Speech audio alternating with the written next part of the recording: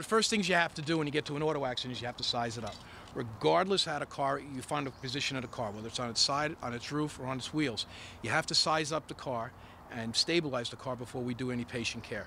One of the first things we want to do when we get to the auto accident is chock the front wheels. Keep the car from moving, especially with hybrid cars that you don't hear running when they're actually running. There is a chance that if you don't do that, the car can take off as soon as you start patient care. So the first thing we're going to do is chock the front wheels.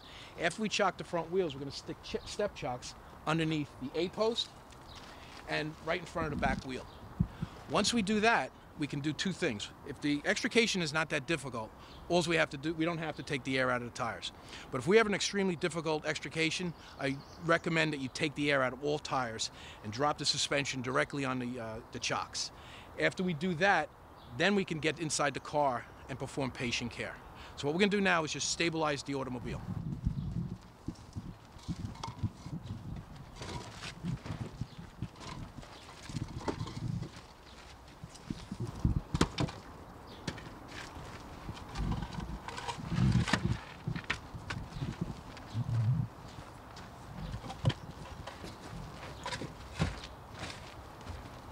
Once the step chocks are in place, it's pretty much the officer's responsibility to make sure he likes where they are in the position of the step chocks. If you take a look at this step chock, because this tire is a smaller tire, what's going to happen is if we drop the car on this step chock, we release all the air from the tires, this step chock's going to be solid, we're not going to be able to move it. Once we decide to pull this door away, it's probably going to hit the top of the step chock. So what you got to do before we do that, just reposition your step chock at an angle to try to eliminate that. It's not always going to happen that you're going to be able to eliminate all your problems, but one of the officer's responsibilities at an auto accident is to think outside the box. Think of things that are going to happen and also have a plan in case something doesn't work. So you have plan B and plan C ready to go. Because the people who are cutting your car out, cutting the car, they're going to be working on the whatever order you give them. And you got to be thinking, what happens if this doesn't work? What plan do I have if this doesn't work? So as an officer, you always have to be thinking outside the box and get an idea of what's going on through the whole scene. After the car is chocked, the next thing we have to do is we have to try to disconnect the battery. That's not always an easy project because a lot of the batteries today are hidden. There's also some cars that have 2 batteries. What you want to do is you want to get inside the engine compartment and try to locate a battery.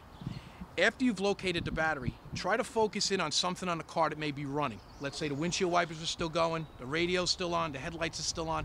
So now when you disconnect the battery, if that does not shut down those systems, you know there's a second battery somewhere and you're going to have to go look for it. There are times when that second battery is so well hidden that you're not going to find it. And in those cases, you just got to start your extrication because we got to get the person out of the car. But if at all possible, disconnect the battery. That de-energizes the airbag system, and so we may not get an accidental deployment. So what we're going to do now is we're just going to go over disconnecting the battery.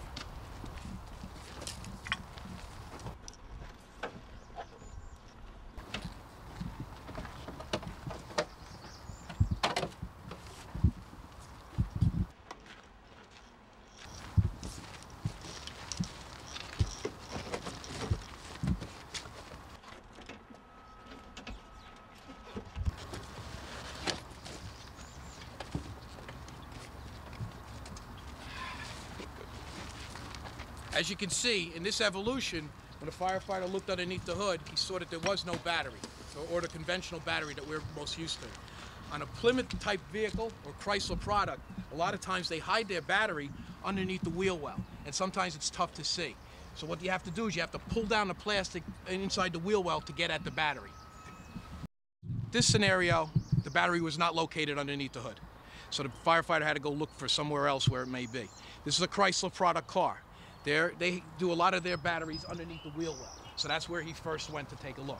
He found it, he pulled down the plastic covering that was on it, and he disconnected the battery. Anytime you disconnect the battery, disconnect the negative side first. It's much better to disconnect it conventionally with the nut and bolt than it is cutting it, just in case you want to reconnect it later on to move a seat. But however you can disconnect the battery, the easiest way, the quickest way, is the best way.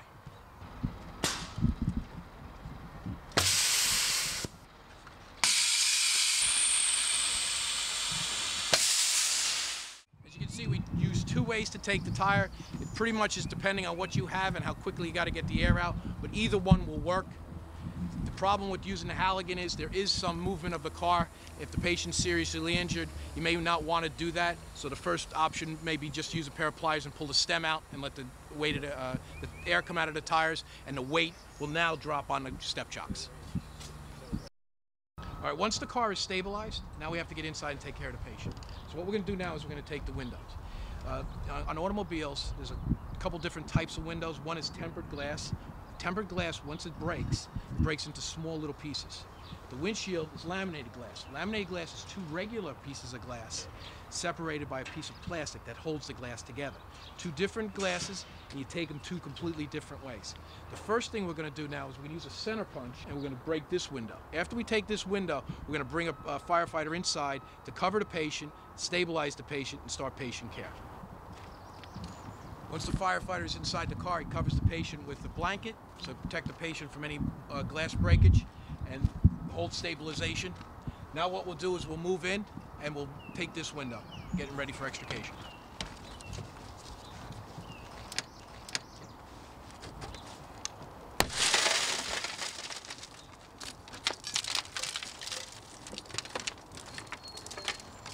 Like I mentioned before, there's different types of glass. This is tempered glass. It's heat treated, it's harder than the other glass in the car, but all it takes is a puncture in the corner with either a Halligan or a center punch, and it breaks into small pieces like this. Once the glass breaks, you want to get as much of it outside as we can. We don't want to push it in on the patient. So try to bring the glass outside after we break it. Now that the glass is broken, we're ready to start our extrication. Before we start extrication, one of the important things for the firefighter inside the car to do is to explain to the patient what is about to happen, because they're scared enough as it is, being in the accident and trapped, and now they're going to hit a fire department using tools, ripping metal, and making a lot of noise. So it's important that you calm the patient and you explain to the patient what's about to happen. The firefighter inside the car, while holding stabilization, is going to try to calm the patient.